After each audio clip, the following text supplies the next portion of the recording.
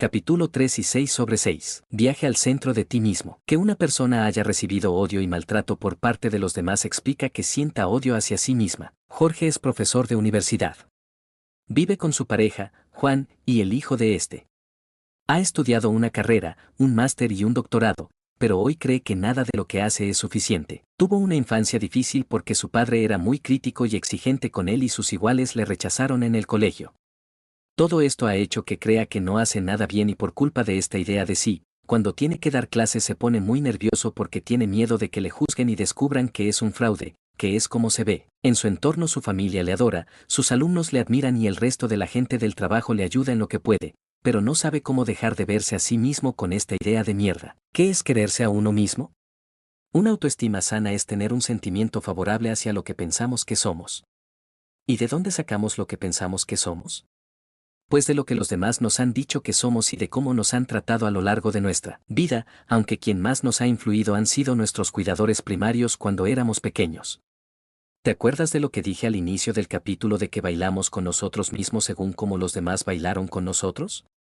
Pues aquí me refiero justo a eso, y cómo nos influye lo que nos dijeron y cómo nos trataron en nuestra idea de nosotros. Si cuando éramos pequeños nuestros cuidadores / iguales nos trataron bien, pensaremos que somos seres humanos que merecen respeto, atención y amor. Si cuando éramos pequeños nuestros cuidadores / iguales nos maltrataron, pensaremos que somos personas que no se merecen respeto, atención y amor. Esta idea de nosotros se puede cambiar, como todas las ideas. Muchas personas no son conscientes de esto y se sienten totalmente atrapadas en esta forma de verse, pero que nos hayan maltratado en nuestra vida no tiene por qué determinar que nos sigamos viendo mal para siempre.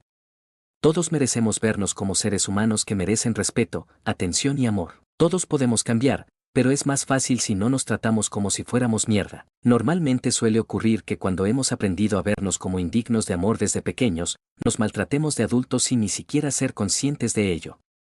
Podemos maltratarnos de muchas maneras, ignorando nuestras necesidades, tomando drogas, haciendo ejercicio excesivo, autolesionándonos, cortándonos, haciéndonos heridas, etc., manteniendo relaciones abusivas, hablándonos mal, etc. El problema de este automaltrato es que todavía hace más fuerte la idea negativa que tenemos de nosotros mismos y si nadie nos hace ver lo contrario, pensaremos que esa idea de nosotros es la realidad. ¿Qué suele haber detrás de no quererse? En el caso de Jorge hay herida por padre invalidador, herida por rechazo de iguales a temprana edad, miedo a que le juzguen, autocrítica destructiva. Vamos a explicar la influencia de cada uno de ellos. Herida por padre invalidador. Molaría que todos evolucionáramos para que las personas que crecen con nosotros no desarrollaran nuestras heridas. Muchos hemos tenido padres que han recibido maltrato psicológico por parte de sus propios padres y han desarrollado una forma de educar un poco regulinchi. Estos padres, como el de Jorge, utilizan la comparación, el juicio, la crítica y en algunos casos también el maltrato físico hacia sus hijos. Las personas que actúan así, en la mayoría de los casos, no son conscientes de que están haciendo daño a sus hijos y no han tenido más herramientas que esas para educarles, por lo que se les puede entender, pero nunca justificar. Nada justifica un maltrato. ¿Y cómo le afecta a un niño recibir estos mensajes desde pequeño? Para un niño que aprende cómo funciona el mundo y desarrolla su idea de sí gracias a sus cuidadores primarios, recibir maltrato por parte de ellos le hace sentir que nada que haga es suficiente, que la vida es una competición constante y que él no es válido ni tiene nada de bueno. A veces, los niños maltratados evolucionan a adultos exigentes y críticos consigo mismos, que es justo lo que le ocurrió a Jorge. Otras veces evolucionan a padres maltratadores, cosa que por suerte él no hace. En este punto le explicaríamos de dónde viene su idea negativa de sí. Plantearíamos el tema de su padre y le haríamos ver lo equivocado que estaba tratándole así, que no fue su culpa y que no se lo merecía. Podríamos enseñarle a detectar cuando aparecen esas ideas de no valor o no ser suficiente y enseñarle a cuestionarlas para no creerlas. Por último, le propondríamos algún ejercicio para reconciliarse con el pasado y con su yo niño, invalidado, herida por rechazo de iguales a temprana edad. No eres lo que te dijeron que eras. Con un padre invalidador ya suele ser suficiente para vernos mal a nosotros mismos, pero si además tenemos la suerte de que nos rechacen nuestros iguales, conseguimos la mejor idea de mierda posible. Los niños a veces se juntan con otros por semejanzas de carácter, parecido físico, gustos parecidos, etc., y critican a otros porque simplemente son diferentes a ellos o tienen rasgos distintivos. A veces también puede ocurrir un juego de estatus y que algunos jueguen a someter a otros que perciban más vulnerables. Tal vez los iguales de Jorge le rechazaron porque tenía algún rasgo distinto del resto, porque estudiaba más que nadie o porque ya de por sí él se comportaba de forma sumisa igual que lo hacía con su padre y eso atrajo a los bullies. Pero lo que está claro es que Jorge no tuvo ninguna culpa en lo que le pasó. Para un niño ser rechazado por sus iguales es de las peores cosas que le puede pasar porque le hace creer que hay algo de malo en él y que los demás no son de fiar. Y un adulto que ha sido rechazado de niño y no ha gestionado su herida es muy probable que siga pensando que hay algo de malo en él y que el resto no son de fiar. Las personas que tienen una herida de rechazo suelen sentirse apartadas en situaciones en que otras no lo sentirían. Por ejemplo, es posible que alguien no le conteste al WhatsApp a Jorge durante un día y que él se sienta rechazado, cuando la otra persona simplemente no pudo responder. En este punto con Jorge le enseñaríamos a reconocer su herida de rechazo, a expresar sus emociones sobre el tema mientras las permite y acepta y después a buscar otras alternativas a sus pensamientos cuando se sienta rechazado por otros. Por último, le haríamos ver que el rechazo que sufrió por parte de sus iguales no tiene nada que ver con su persona y que, objetivamente, no existe ninguna razón por la que pensar que es rechazable. Podría ser útil trabajar la comprensión del suceso desde la perspectiva de que lo que ocurrió fue un juego de poder entre niños y que no tiene ningún significado más allá ni le define como persona. Miedo a que le juzguen. Que tu mente te diga que eres un mierda no hace que los demás te vean así. ¿Te acuerdas de que en el apartado La mosca en la telaraña hablábamos del miedo al rechazo? Pues el miedo a ser juzgado es parecido, aunque en este caso el tema no va de poner límites. Jorge tiene tan metida en la cabeza la idea de que no hace nada bien y que no es suficiente que, aunque tenga varios títulos y cuente con el amor y el apoyo de muchas personas, no consigue verse de otra forma. Esta manera de verse ha hecho que ir a trabajar para él sea como ir a la guerra. Se pone muy nervioso, siente taquicardia y le cuesta noches sin dormir porque se siente totalmente vulnerable delante de sus alumnos. Piensa que ellos le ven como él se ve, pero ¿recuerdas el dibujo que los demás se hacen de nosotros? Según eso, los alumnos de Jorge le ven según sus creencias, que no tienen nada que ver con él y, por tanto, no tienen ninguna razón para criticarle. Aquí le haríamos entender a Jorge que la idea que los demás tienen de él solo es un dibujo que hacen de él que no le representa y del cual no necesita protegerse.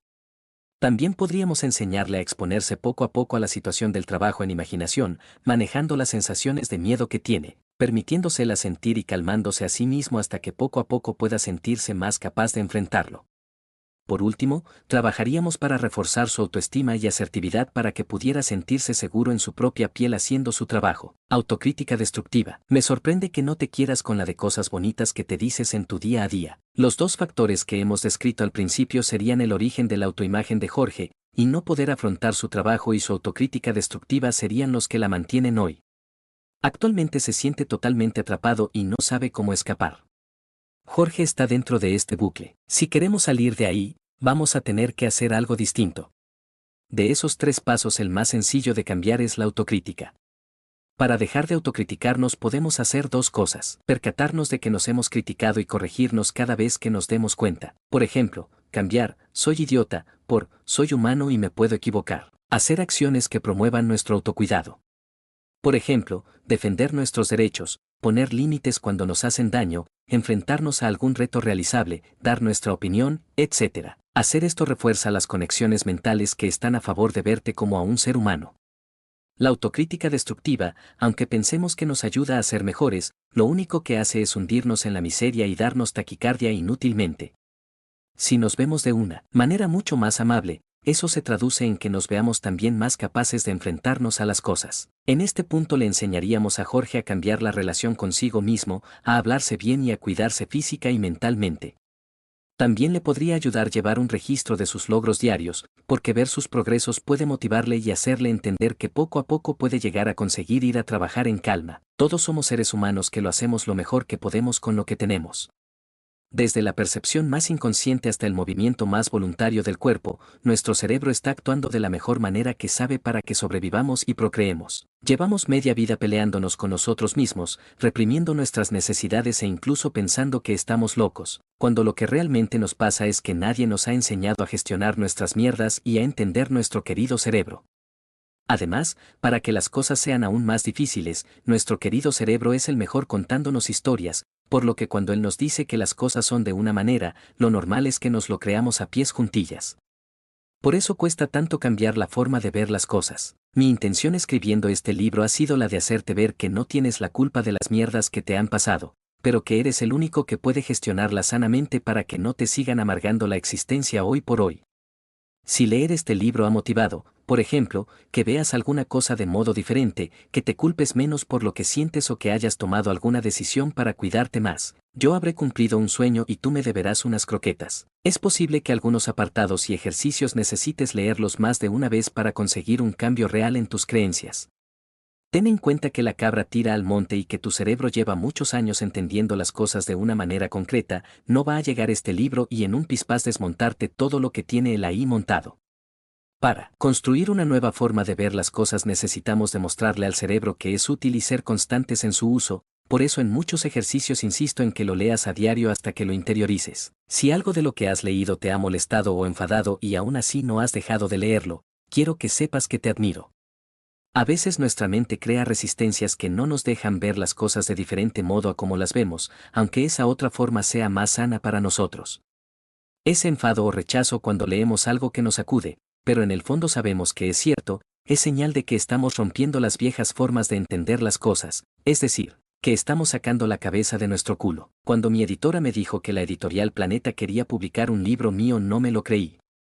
Hoy lo tienes en tus manos y todavía no me lo creo. Ojalá leerlo te haya servido para darte cuenta de que no estás solo, de que hay muchas personas que sienten lo mismo que tú y de que no eres un bicho raro. Querido lector, gracias una y mil veces por permitirme llegar a ti de esta manera, a mi manera, aloha puta. Nos vemos en redes sociales.